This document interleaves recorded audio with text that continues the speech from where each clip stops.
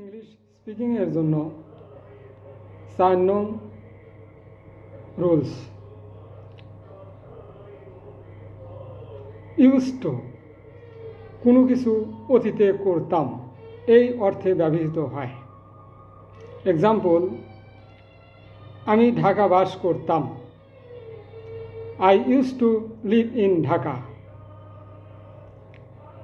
আমি মিষ্টি পছন্দ করতাম। I use to like sweet. আমি স্কুলে যেতাম। I use to go to school.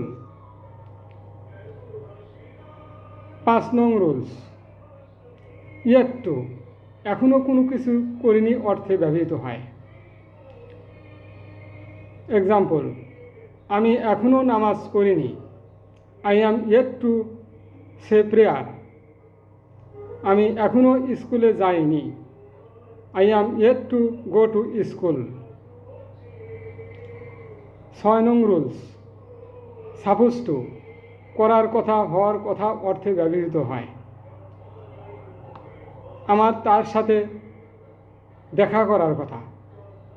I am suppose to meet him.